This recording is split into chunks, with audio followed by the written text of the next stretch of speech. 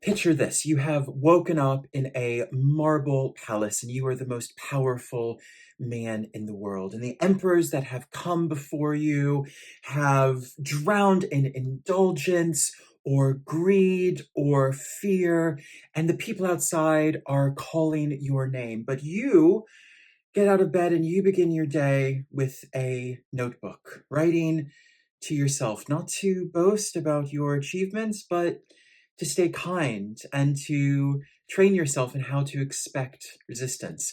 This actually happened, and we have this notebook today. This was Marcus Aurelius's Meditations, one of the most profound accounts of how we can really truly show up in this world. And Marcus was one of the great Stoic philosophers, and he learned from the Stoic philosophers before him.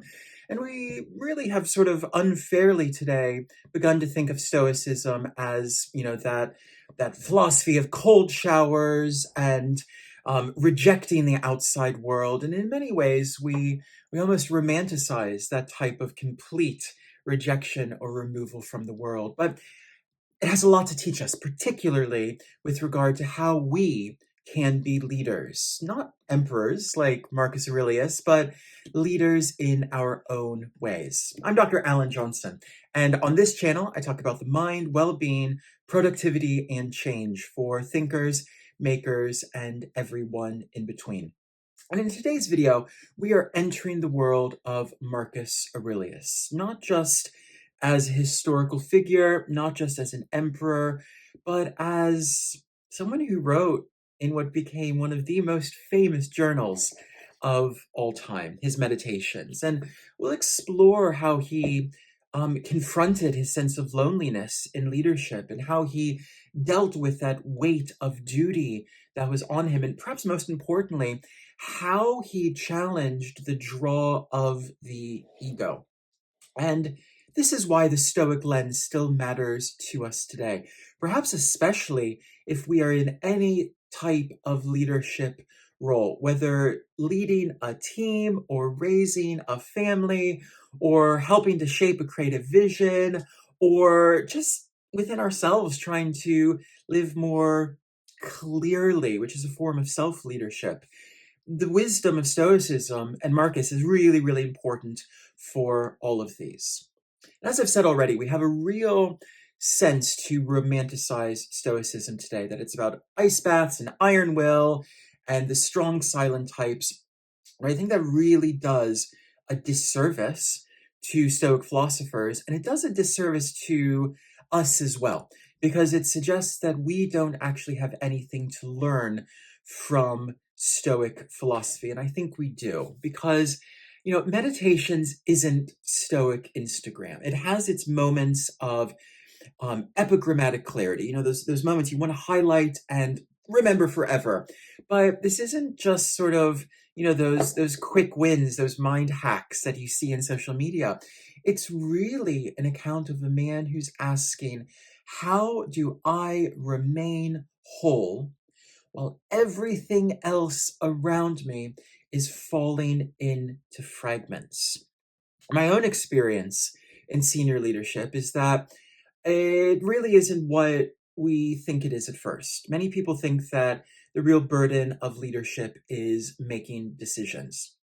Yeah, leaders make a lot of decisions. They make important decisions, and developing the discernment required to make good decisions over time is important. But there's a different burden that we sometimes don't realize until we find our way into leadership, and it's the burden of being seen. And when we are seen, we are misunderstood. And when we are misunderstood, we are attacked. That's the real burden of leadership. How do we remain true to our own sense of self when there seems to be this chain of misunderstanding where everyone will be interpreting us differently? Marcus teaches us in his Meditations that leadership isn't performance. To try to perform the role of a great leader, we're going to fail in doing that. Instead, leadership is a quiet transformation. It's about taking that pressure that we feel. And I can't imagine any greater pressure than what Marcus felt as emperor. How do we take that pressure and turn it into embodied presence. And if you know the weight of being that person who holds it all together, whether it's at work or in your family or in your creative practice, I will pop a link below to my online course where I integrate into a daily meditation practice many of the tools and techniques used by Stoic philosophers. So have a look at that if this is the type of material that interests you. And what we really learn from meditations is that spiritual maturity doesn't feel exciting. If we go to this book expecting fireworks, we might be a little bit disappointed, because what we actually get instead here is a reminder to be patient, a reminder to let go.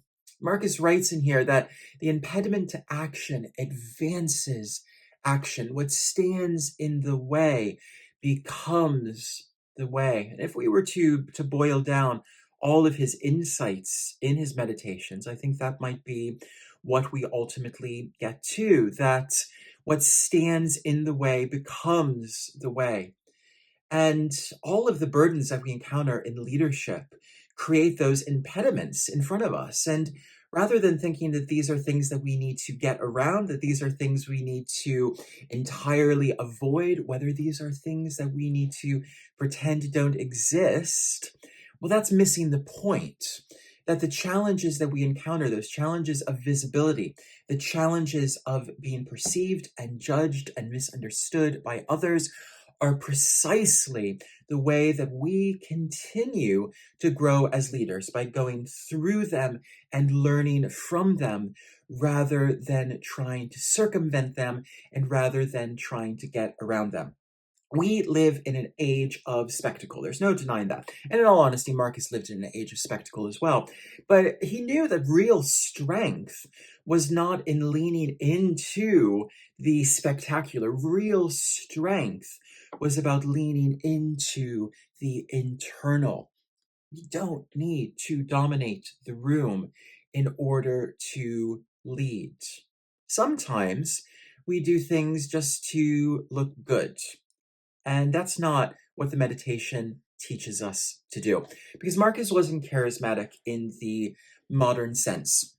He was charismatic and he was a good leader, but his power came from his attention, the things that he noticed in his own life, the things that he returned to over and over again, and perhaps most importantly, the things that he allowed himself to not have to return to. There's a great memorable passage in the meditations where he says something like, in the morning, remind yourself that you are going to encounter really frustrating people today. That is going to happen. So rather than trying to, either avoid that or getting angry at people when you encounter them, just accept that that is a part of what you will encounter today. And you will get through that. And you will deal with those frustrating, unpleasant people today. And by doing that, you will learn something new and different. And as leaders, how often do we encounter difficult, frustrating people or emails or meetings every day? We can remind ourselves that this is one of the certainties of life. What we ultimately have a decision over is not the type of people that we will encounter, because those frustrating, annoying people, they will enter our workday. They will flood our inboxes with emails. We don't have control over that. What we have control over is how we respond. And for Marcus, this was vital in his role as emperor, but it's also vital in his role as being a human, because he didn't locate this notion of the sacred in the temples or in the gods. He found this sense of vitality and strength in his action and in his restraint, in not indulging the ego, even when the ego was trying to get him to do something else. Our ego, and I will link to some other videos I have in this, is that really, really insidious but influential voice within us that tells us two different stories to try to remain in control. Either the ego tells us that we are worthless, that we are vulnerable, that we are weak, that we are not good enough, or the ego tells us that we are the best, the greatest, the most important person, and why does no one else recognize how good we are? We sometimes think that the latter is the ego, and we think that the former is that voice of the inner saboteur. We have some sort of, nice phrases to describe that, but they're both the ego. The ego tells us that we are too small, too little, not good enough. And then in exactly the same moment or the next second, the ego can tell us that we are too good, we are too big, we are too important, and why is no one appreciating or respecting us? And in his meditations, Marcus was aware of this and attempted to not fall prey to that voice of the ego. So leadership then in the Stoic tradition is not just about not allowing ourselves to fall into grandiosity, but also at exactly the same time, not allowing ourselves to fall into fear or vulnerability. Because anger, rage, frustration, they emerge from fear. They don't emerge from grandiosity. They emerge when our ego has become fearful. And that's something that we can really take away from the Stoic philosophers, Marcus Aurelius included. He reminds us to live a life that matters, not to live the life that our ego wants us to live. So here's a gentle question then to carry with you into the rest of your day. Where are you able to lead in your life? Not by force, but by a real truthfulness to who you are. And whether you are a leader in business or in government or charity, or you are a parent or a teacher or an artist who is helping and supporting others, we are all leaders in some sense. So ask yourself today and pop your thoughts on this in the comments below. In that area of life in which you're being asked to lead, how can you lead not by force, but by being who you truly are? And if you want to explore these ideas in more detail with more practices and more implementation, again, the link to my online course is below. And if you haven't already, be sure to like and follow this channel so you can get more content like this. And I look forward to seeing you next time, where we continue exploring what it means to live a full, complete, and embodied life. I'll see you next time.